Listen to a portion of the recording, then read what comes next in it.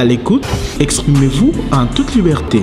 Bandeko batali mbote pe matondo ndenge boko baka kosala biso confiance na émission à l'écoute tobetaka masolo ya mboka na bana ya mboka ya nzomi toyebi que cardinal Ambongo aoti kosala misa na ye ya yambo ya kafu penza na stade des martyrs wapi mokonzi ya mboka Félix Tshisekedi Tshilombo azalaki na libako wana bengi bayi politique ya kotika bopotani na makambo ezanga ntina adolo balingala na nzela wana pe mokonzi ya mboka malu apesamelaki ye abengi pe bana mboka ya koluka kobatela démocratie ko ezali fragile totambola na bomoko pe longo actualité ezali pe lisusu mwa mbinga ekotaki kati na FCC cash atako mokonzi ya mboka aye ko calmer Barder mais ezali kaka kolobama avenir à la muka ezali nini nyonso wana ezali masolo tobetaka na émission na biso à l'écoute bozangi pe kobosana te ke est ekolo Congo démocratique moi insécurité ezali kotumisa nyonso wana tokolobela yango na mobiangami na biso oyo azali bongo moto mosusu akoprésente na émission oyo te maître Jocelyn Mwanji Kayembe azali national ya plateforme ou regroupement politique les centres la commissaire nationale ya les centres yende mobiangami na biso maître Jocelyn mbote na yo pe boye malamu Mbote ndeko Kadhafi matondo mingi na sepeli ndenge na ye lisusu ko répondre na invitation na yo to lobela matali mboka to yambie no sengo bomo mesano kasi na bokoti na présenté lokola commissaire national ya le centre. Est-ce que vous confirmez aux alaka kuna? Mais bien évidemment ndeko Kadhafi au lobby yango nazali commissaire national ya règlement politique les centres nayebi ko bakisaka lisusu ke nazali vice-président interfédéral ya parti liberté oyo ebimisi moko ya ba oyo bazali ba lekolo na kati ya gouvernement Tata Sylvestre Ilunkamba na moni bongo excellence Germain Kambinga Katomba parti politique liberté règlement politique les centres nde yango ngai na yeli ko pesela mbela nango awa na maimatali ekolo na biso solo to lobela penza vice-ministre Germain Kambinga te kasi na makelele nyonso o bosala bino les centres et puis parti liberté parce que nga na témoin makelele wana na mona par plusieurs fois ndenge bo agitaki mai mais au finish je pas besoin vice-ministère ye aza content na o pesa melie ndeko Kadhafi nakanisi mbala nyonso tokutanaka na yebisaka yo appel oyo peuple congolais à lansaka na abandon ya ba extrémisme ba clivage ba pratique politique oyo enyokoli bana mboka oyo bomisi batebele na kotindikana koinana nzoka nde tozali bana ekolo moko esalaki mbenga wana nde esalaki to mema l'ingoma politique les centres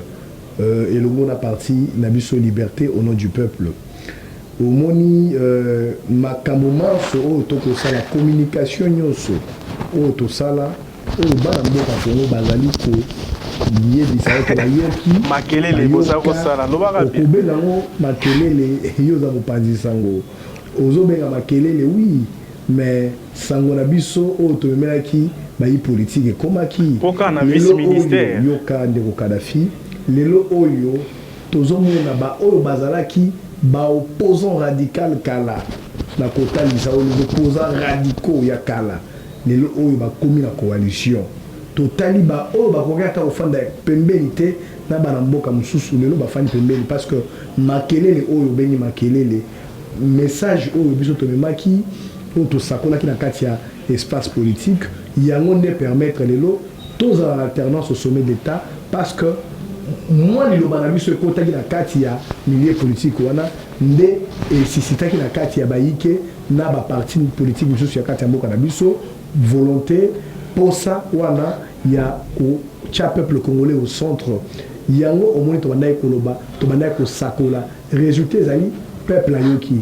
na auto zu lokola ebonga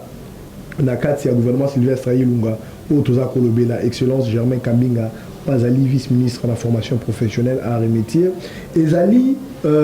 signe, Ezali marque, il y a considération. Ezali preuve, il y a indispensabilité Oyo, classe politique Mobimba Kobanda, le Front commun pour le Congo, autorité morale Front commun pour le Congo, le sénateur à vie Joseph Kabila Kabange a démontré indispensabilité, la considération, il y a regroupement politique, le centre, à lobby, tous à la paix, ici qu'à la carte gouvernement, et autres c'est Pelisabino. Ezali ko sepelisa biso. Olingi ba contour est belé maître Gislain. Au lieu taper juste au lieu ka ba contour pour olingi ko lobate ke za mukie. Ndeko Kadhafi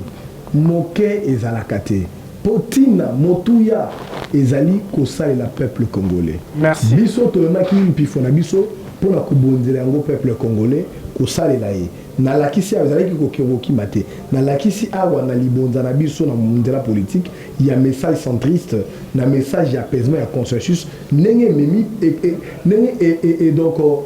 affecté et impacté l'espace politique. Les lots où nous avons la coalition FCCK. Donc ce n'est plus de la volonté à Joseph Kabila nenge bamusu bazoloba, c'est maintenant instigé na message à les centres. Yango no lingo bisa biso. Na lingo kanga malamu de Kadhafi para mboka bayeba na lobi boye. Biso tomemaki libonza na biso. Donc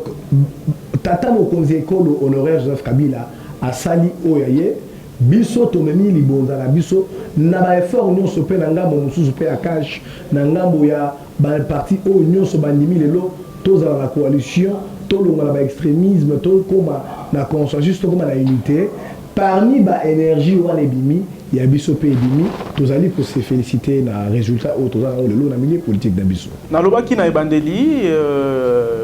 misa munene saimaki na stade des martyrs. Avant de commenter sur Basijoana, Nalingi Mukieto Landa Nanu Mokonzi Mboka Félix Tshisekedi et puis Togolanda P cardinal Fridolin Ambongo, message à Mokonzi Mboka qui plus na moi makambune koleka mboka na biso abenga kipe baike na kimia to landa moi extrait yambo tozwa maître juste les moitié.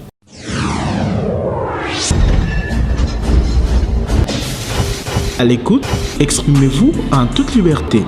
Sans exhorter chaque Congolaise et Congolais, politique ou pas,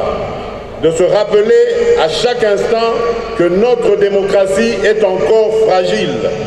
et que c'est uni dans l'amour de la nation, avec foi en Dieu, que nous bâtirons un Congo qui apportera non seulement la joie à tout notre peuple, mais aussi les réponses appropriées à ses attentes afin d'améliorer ses conditions de vie. Telle est ma profession de foi.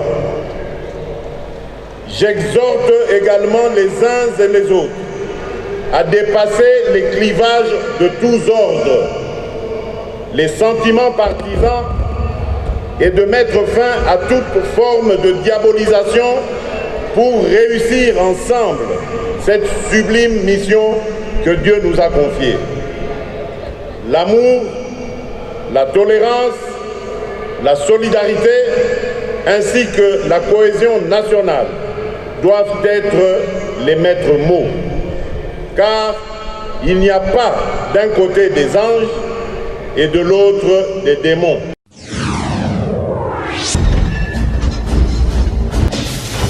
À l'écoute, exprimez-vous en toute liberté. Matondo Bandeko, maître Gislain, Olandi quand même à propos de Mokonzi Mboka Félix Tshisekedi, Tolobak Ayeko Bomamoto Oepelaki. Nakanisi Eloka Liboso, na zo saluer marque il y a responsabilité, marque il y a auteur Oyo Tata Ekolo Nabiso Félix Antoine Tshisekedi Tshilombo a talisi na ba classe politique mobimba omoni na tango oyo ngambo na ngambo ezali ko benda na koluka ko pesa raison na ba propos nango to na ba attitude nango oyo ezali d'ailleurs néfaste peu défavorable na kimia na kati ekolo pe mingi pour na donc coalition FCC cash mokonzi na mboka na biso à tenir ba propos oyo na bengi ya hauteur pe ya responsabilité ya kobenga bato nyonso bayokana bazala koloba makambo oyo koyi kosunga ekolo parce que tokuki kokamba ekolo te na koluka kobendana ka mikolo nyonso na bakombo ya bakonzi ya bangomba politique na tina ya makambo masalemaki kala to na makambo makosalema sikoyo nakanisi tata ekolo Félix Tshisekedi na maloba na ye atalisi na bayike ete azali moto oyo abengami asalela mboka na ye na kosangisa bana Congo na kolongola bango na mabe na kobimisa bango na makambo ya mbendana po tozala makambo boyokani na yango nde tokosunga ye na yango nde tokosunga na biso nyonso bana Congo po tosala mosala na esika ya kobunda na kofinga na katongo. Pourquoi yesengeli tout respecter le peuple congolais. Le peuple congolais ne mérite pas spectacle oyo ba acteur politique misusu bazali ko livrer. Le peuple congolais ne mérite pas ba démon, il y a vengeance, il y a sissiparité oyo bandeko misusu bazali ko lamwisa po président ya ekolo na biso Félix Tshisekedi Tshilombo atamboli mikili ya poto boyoki discours na ye azongi boyoki maloba maye na kanisi ya wazongi nazali koliki ya ete akosalela siko pouvoir na ye ya président de la République lisusu pona ko calmer ba ardeur nengo uti koloba awa de la manière la plus efficace pour nungu est-ce qu'il fallait kaka mokonzi ya mboka azonga na mboka pour que akalmie kota po bato ba ko bimisa maloba tokozwa pe ba maloba ngwa po to manulango malamu bazali batu mikete na kota la représentativité na ye ndakisa na parti IDPS ezali Jean-Marc Abounda azali président intérimaire il y a parti dans la bouche autorisée il y a parti IDPS ou ezali parti phare na regroupement cash ou en coalition na FCC. Est-ce que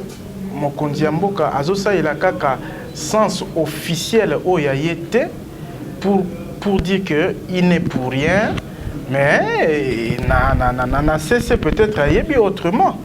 boni kozela kaka tia ya po moto ezalaka mokie ba bomaratango ebandi mais niveau combien est-ce que moto kokufa zuzu?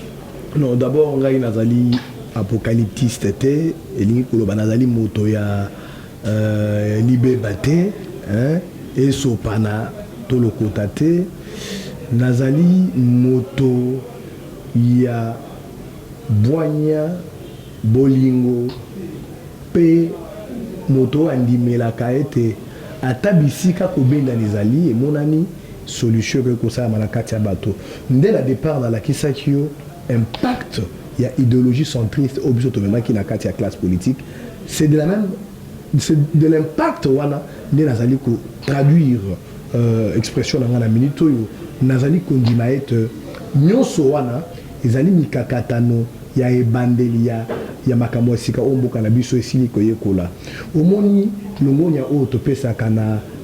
président honoraire Joseph Kabila ezali pona donc flatérité ezali tango tokotala mboka na biso etikana ko vivre alternance pacifique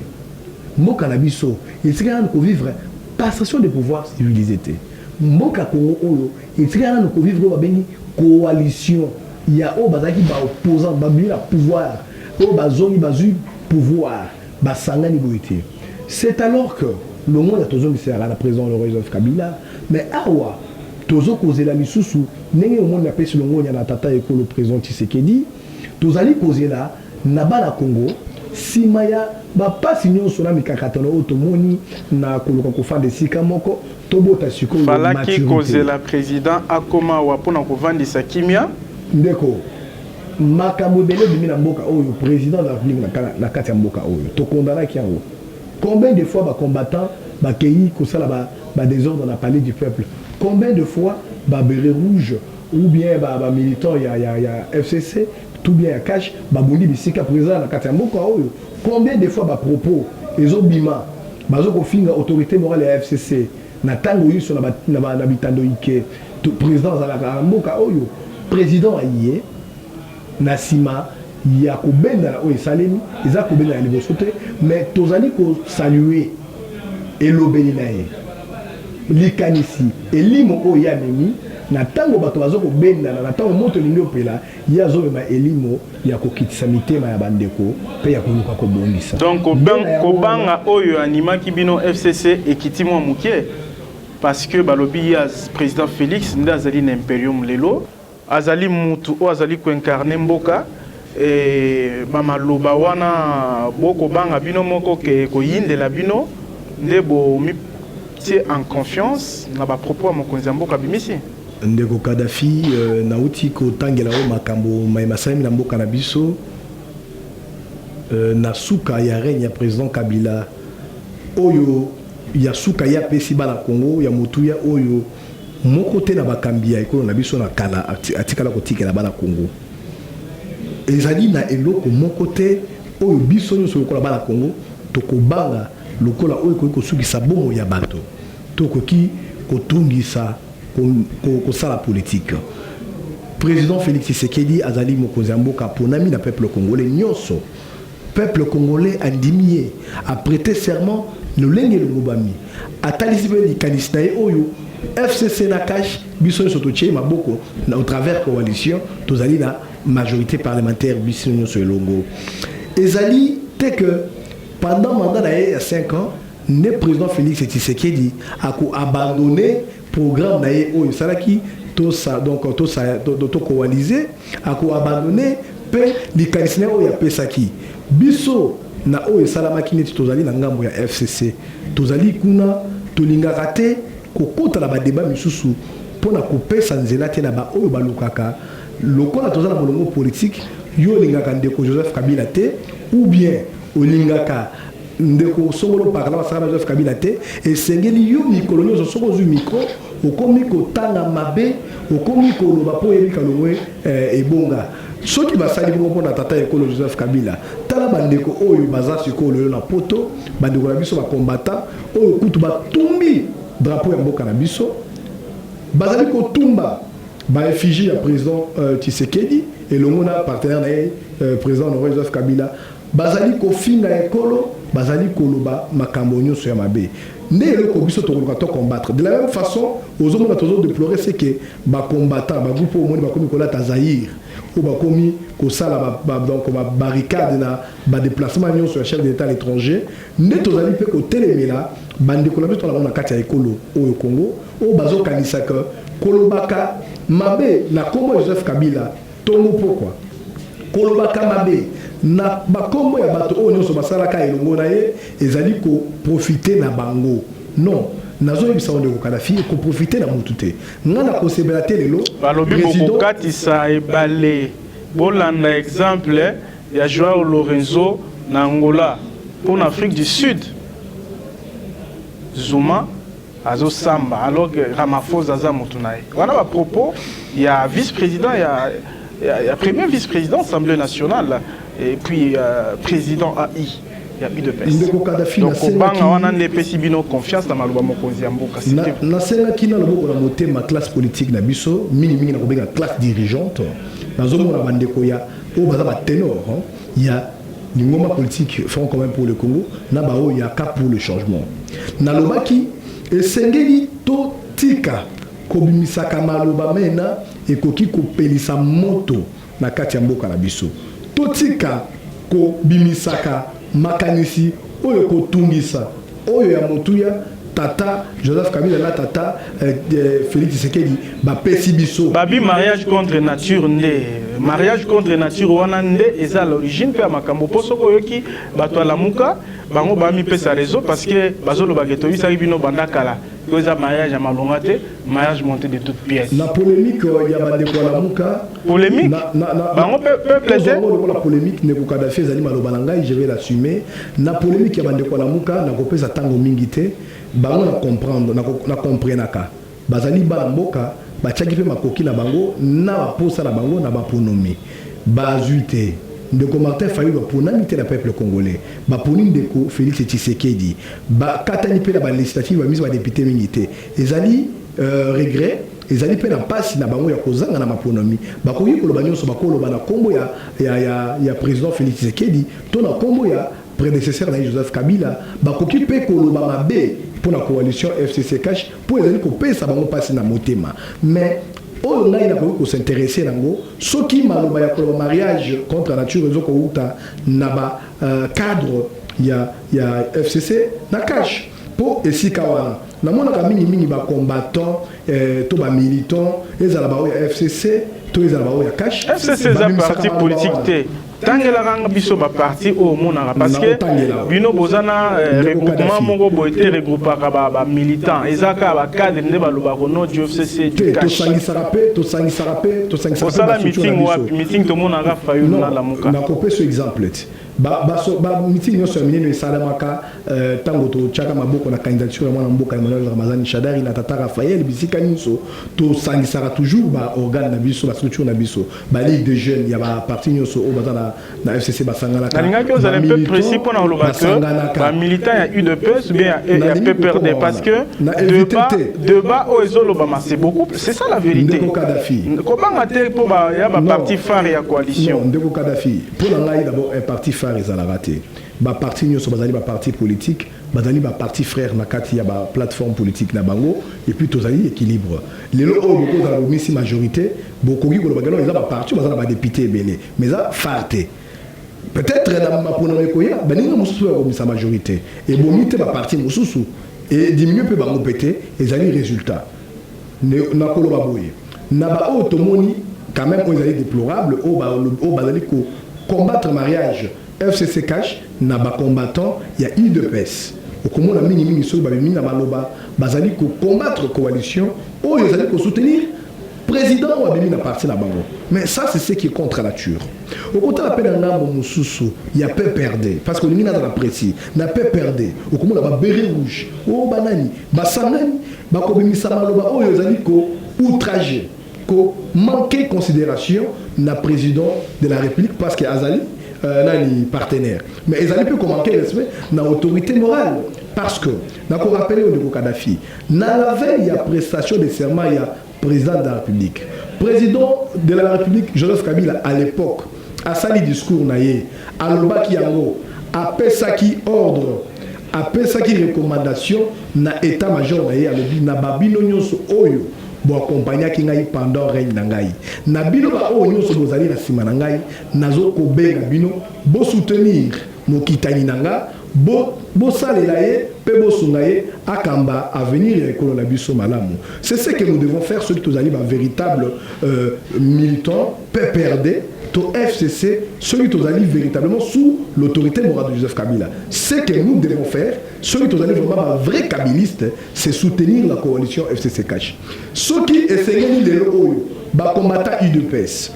ba oni to bazali ba allié UDPS bazala ba vrai Tshisekediste bazala ba véritable soutien pour le président Félix Tshisekedi il faut ba soutenir coalition FCC Cash il faut suko na nyonso wana ko tia dénominateur commun peuple congolais pour biso la descente to lo bagamo toujours le peuple est au centre et sengeli de la finance ça et sengeli na ba combattant nyonso wana nati ba cadre o ba komiko bimisa ba invective baba peuple congolais le peuple est souverain le peuple doit être respecté peuple azalité wana poto zala olali la monki oyenda éducation ta mozo ba bena ndako na bino o komiko finga ba autorité ya mboka réplique il y a ba chef ya ba regroupement FCC tarda quitté donc frappe ya Jean Kabund et outrage qui et pesa bino penza et passe mingi pour ba bengi ngo outrage à l'autorité morale et à nous tous membres du FCC et comme ça na mona IP Germain Kambinga la déclaration homonyme de Kadhafi déclaration salami par la conférence des présidents nano officiellement c'est normal au monde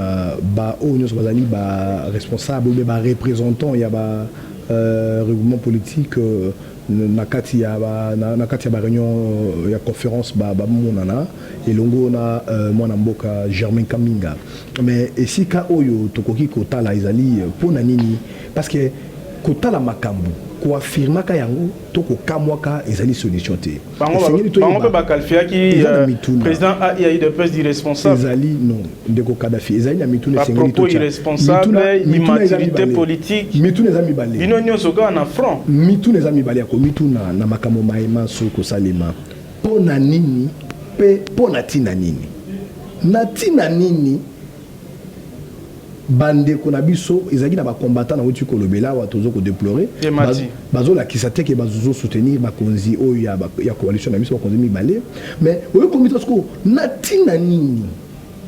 président ad intérim il y a UDPS vice-président premier vice-président il y a Assemblée nationale l'honorable Jean-Marc Kabound oyo tozali ko respecter makasi en tant que grand responsable ya parti wana na moment oyo akoki parce que nazali kotala ndeko Kabound mingi tango ba combattant basali ba dégâts na palais du peuple tango ba combattant bazo tumba biloko na nzela ba ke tumba siège à PPRD toyokaki pe tomonaki le président ad intérim Jean-Marc Kabound joue un bon rôle ya kokinde ko calmer bango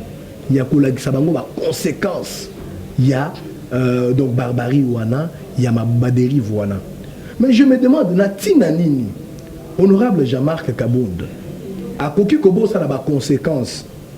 Il y a que yemoko lisusu, wazali liboso molongo, il y a eu de peste na minute au président Tshisekedi nazo kamba eko. Conséquence en bolo ba conséquence ezani, yako zalani. Bolingi bobotola bobotola nini, bobotele ngende parce que na okaki mutu moko babi azo ignorer que place avant dans l'Assemblée nationale wana ezali au nom ya coalition tout ça. Bolingi bobotola e. Non, wana ezali réalité institutionnelle. Président de la République Tshisekedi a ponami na peuple congolais.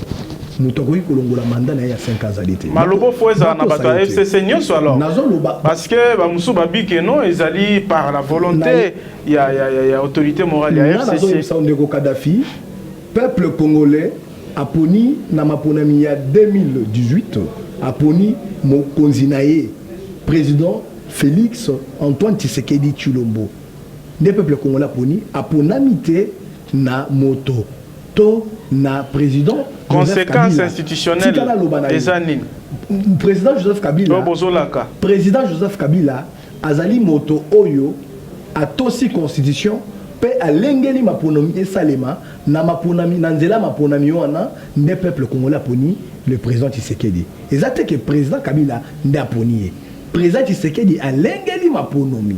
a kokisi Kabila mboka a tosi mibeko ya mboka a tosi constitution a lengeli maponomi et le monde a seni peuple congolais a s'exprimer le 30 décembre 2018 a poni mokonzi na ye mwana mboka Félix Tshisekedi président de la République na osiko etali honorable Jean-Marc Kabound conséquences institutionnelles honorable Kabound azali en dehors il y a Kazali président intérim il y a UDPS azali vice-président il y a Assemblée nationale l'Assemblée nationale abimi vice-président tel que peuple apona qui peuple apona dans la députée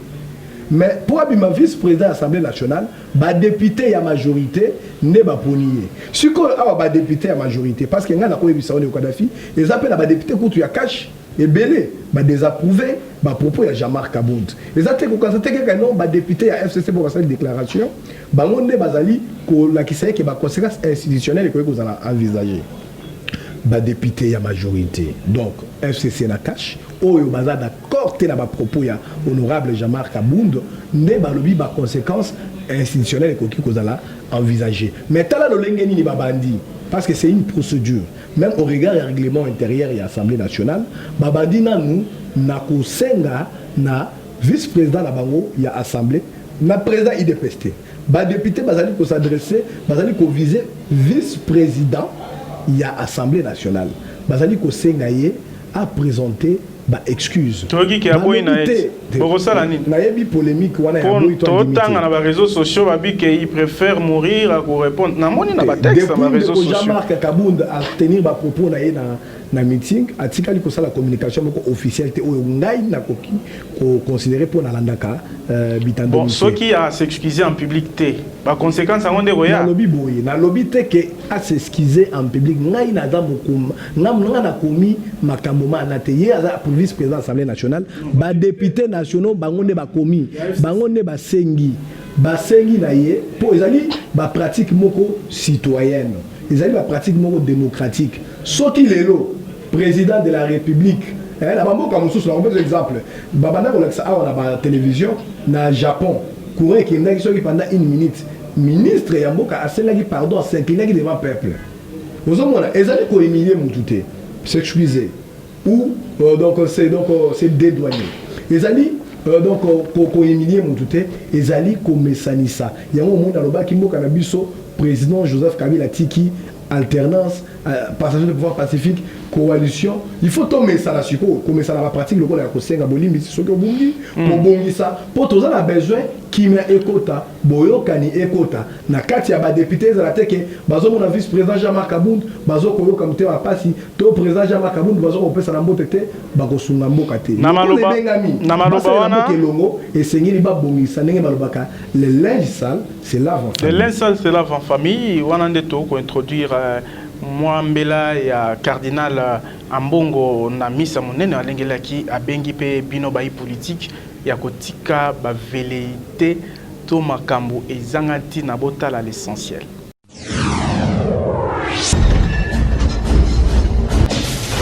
À l'écoute, exprimez-vous en toute liberté. Lors de la soirée qui nous a réunis à Rome, tout le monde était frappé de la communion qui régnait entre le fils et fille du Congo autour du cardinalat. Le sens de responsabilité fait que nous mettions de côté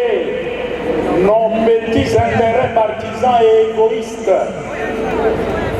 pour nous concentrer et nous engager sur l'essentiel qui est l'avenir de notre peuple. Nous devons chercher comment créer ensemble les conditions d'un nouvel avenir rassurant pour notre peuple qui n'a que trop souffert. Au-delà de nos divergences légitimes, nous réussirons ces paris si nous nous mettons ensemble autour des valeurs fondamentales qui fondent une vraie nation.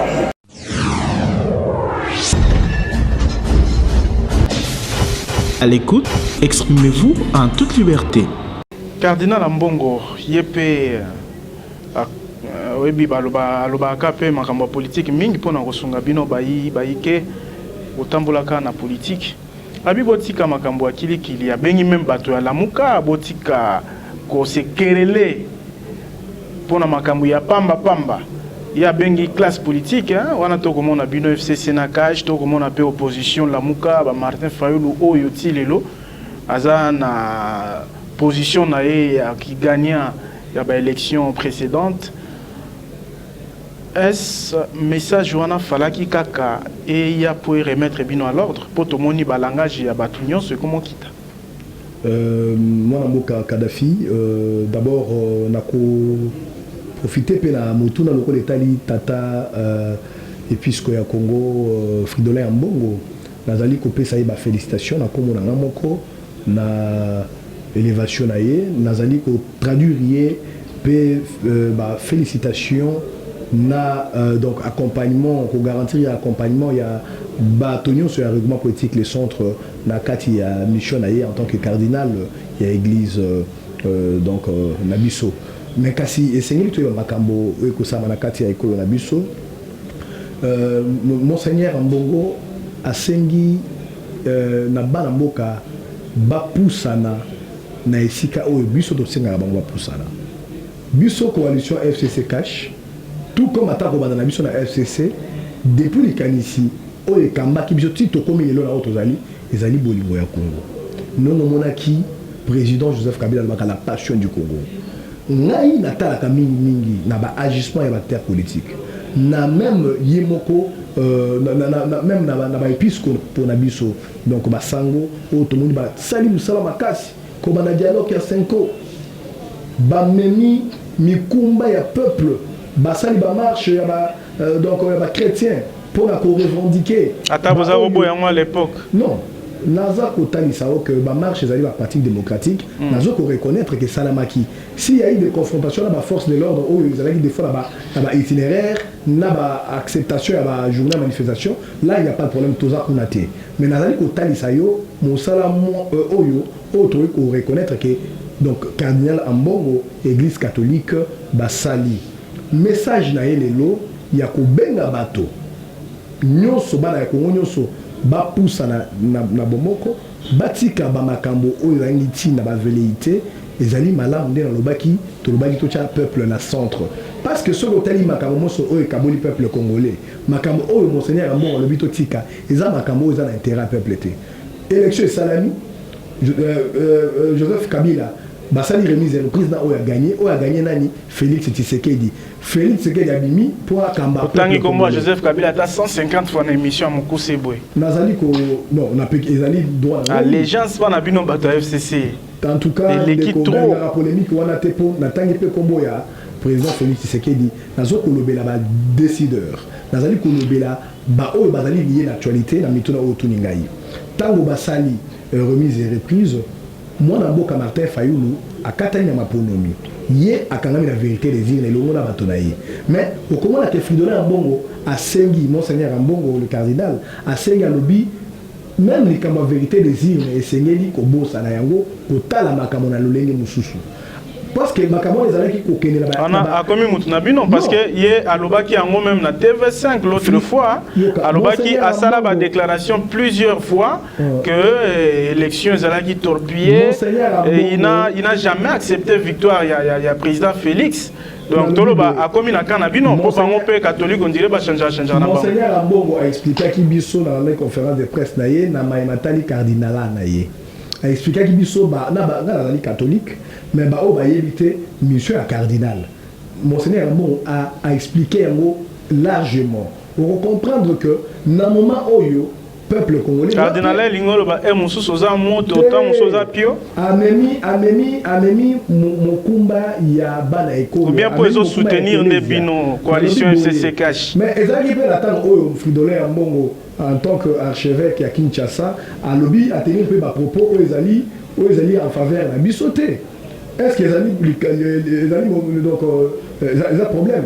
ils ont mon quitté à lobby à Boma mon totel à Maloba Maé Nangonga Oyoye en tant que épiscopo en tant que cardinal à Monique Seigneur à Loba qui a la conférence à Koloba ceux qui n'attendent que non à Senga Maponomé Salima à Senga Makamboui à réclamer à déclarer que non bah élection si ma kokoso à Salaki Yango mais tant Oyo monseigneur Ambongo alobi maloba oyo ebongi na tango oyo maloba oyo ebongi na tango ozali maloba ya kimia maloba ya bomoko maloba ya boyokani maloba ya kobenga peuple congolais et surtout ba dirigeants ya école Congo balongwa na ba velléité ndenge tozalaki koloba pour la kotia peuple congolais au centre na ba intérêt nyoso soki vérité désir les alaki pour la intérêt ya ndeko Martin Fayulu na ngomba na ye soki nani ba revendication sozali pour na ba intérêt ya ba individu mbala oyo monseigneur Ambongo alobeli intérêt ya peuple congolais oyo koki kozala garantie kaka na bomoko bolingo kimia na boyokani. Très bien, alors que à m'équipe ko Sabino bato ya FCC lelo pouvoir ya lobby beaucoup saka kopesa jeep abona jeep te Félix Tshisekedi ayeko bongo la makambo ye apesi mbala moko na clé mutu ka pezo tamula bato amoni ya bino emonana te te nakanisi wana tata episcopo alobaki pe po na landaki mwa mingi pena na suka wana te mais nakanisi wana alobaki tango mususu moni ngai na nazalaki okosa cardinal archevêque nazala acolyte métropolitain à Kinshasa nako édifier yo polo bara pardon parce que yo lobi que eza ba style démocratique ndeko Kadhafi excuse publique ndeko Kadhafi ndeko bokosa cardinal il faut que yeba kozala pena boyoki tango tata episco alobi makambo ya vérité nani alobi makambo na ndenge mosusu mais ngonga ozo makambo ya jeep alobi makambo na ngana expliquer loko moko na ba o bakendaka miss bayebi o baza ba catholique bayebi ke sango akoki koteya to kopesa omeli na ye ezali na ntango moko akoki mpe kopesa mwa baleson to akoki mpe kobimisa mwa maloba ya kosekisa to kotumbola ezali biso akosekisa ezalaka saisai eza cardinal te cardinal ana mposa koloba makambo akoseka te mais quelque part alobi mpe mwa kotumbola etumboli mpe mwa mosala cardinal la oyo explikaki eza kotumbola na kosekisa nazokoloba etumboli mpe mwa moke na baoyo mpe balingaka te keno makambo ekende kaka na critique ya le passé nde nalobaki awa tobomaka ntango te na kovivaka na passé peuple congolais même le cardinal ambongo ti alobi yango na genre lokwa plaisanterie nakoki kocontredire ye te ou bien koluka kokota na polémique na ye te mais nakosenga na peuple congolais nakosenga mpe na tata cardinal na biso nakosenga na bana congo badirigeant bazala lolenge président Félix Tshisekedi azali mpo alobaki eloko moko alobi que ye soki abandi kopesa ntango na ye na kotalaka Congo ya kala akozala na ntango te ya kosalela Congo ya lelo mpona kobongisa Congo ya lobi. Insécurité à est eza question ya suka toute thématique ya suka mpona koclore émission na biso ya lelo mingi kuna bandeko baza na kokoso bakonyokoma mpenza pasi ekoti badongolo misu to bato na mobulu barebele bagroupe armé bakotungisa me bino baacteur politique tozomona bozaka na makambo mosusu alors que wana eza parti ya population oyo evotaki bino yango omoni ndeko Kadhafi makambo na uti oloba ezokende na sens wana ntango tozali kopesa surtout même bapresse même donc bamédia nyonso ntango bazali kopesa mosala na ntango na bango na bato bakofinganaka na bato bakowelela baintérêt na bango tozobosana peuple congolais lokola bacompatriote na est oyo bazali kosubir badégâts ya insécurité ezali pasi mingi yango omona lobi tozala likanisi wana. Maître Ghislain, merci. Nandenge oyanoli vraiment na mituna ba congolais. Merci. Bo baleka na nzela na biso. Kasi nous ezali pe que Monisco ezo ko renouveler mandat bientôt dans le Congo démocratique alors que la déclaration il y a Joseph Kabila à l'époque alobaki il faut Monisco vraiment bakende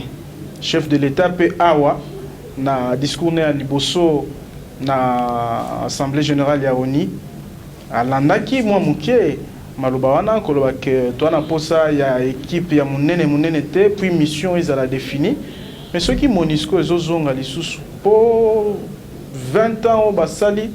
na est kimio ekoti te po basala lisusu nini c'est quoi la démarche?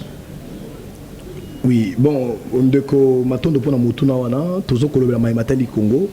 toutaki ko répondre na mutuna na bino wana makambo ko salema na est bato bazo kokufa mais c'est le coin où aussi la Monisco est présente nazali nazalaka David ke bilan Monisco ezali positif bilan Monisco ezali négatif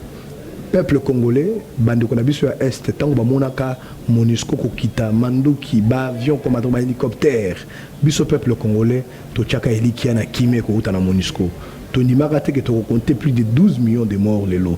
président Félix Tshisekedi na assemblée générale à ONU à tenir un discours moko responsable peut réfléchir par rapport na Oetali Monisco et sengeli ya solo boanya ya bao bazokamba ekolo Congo et quand on a Oetali renouvellement mandat Monisco pour redéfinir yango et puis si au besoin et surtout pas au besoin mais il est nécessaire qu'on réduire effectif na yango mais mingi na Oetali sikoyo insécurité et sengeli politique oza ko kamamboka na biso et bota boanya na maele ba stratégie pour na ko renforcer ba FARDC les forces armées congolaises tokoki ko tia elikate na armée ya Monisco 20 ans ya mandat ya Monisco ezali preuve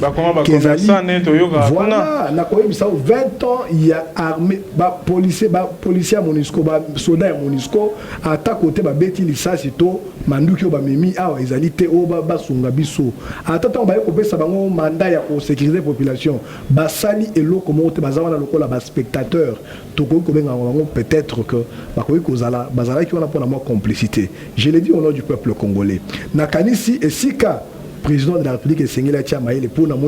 intention wana ndenga lobaki a installé quartier général et armée na est a renforcer l'armée congolaise donc a permis bah responsable pour donc armée na sécurité pour lutte acharnée contre les rebelles et les terroristes ezala mener dans mboka na biso to silisa makambo ya bitumba. On ne peut pas compter ni sur la MONUSCO ni sur la coopération militaire nenge utakiawa o ba armée ya ba pays voisins ba sangana ba o ya biso. Collaboration que kozala parce que ils ont la normale na ba armée frontalière mais to boyi kocha elikia na ba force extérieure. To investir suffisamment na armée congolaise, dans la police congolaise, dans le service de sécurité pour tout sécuriser Mboka Nabiso. Matondo, Maître Justin Mwanji, n'a rappelé na Bandego Balandi que Moubian Aminabiso Azali commissaire national, il y a regroupement politique le centre, puis vice-président fédéral, il y a parti Liberté, il y a Mwanamboka Germain Kambinga vice ministre actuel totondio ndenge oyanoli na mituna bai Congo démocratique na biso totondi pe bino bai bolanda ki biso na technique ezalaki ki mabungu gelor tawaba et puis équipe monene Miguel Billy ya pepe sala bandeko nyonso o babakisi maile po ete misala e kende liboso tokutani na mobianga misusu mikolo ya botika bala.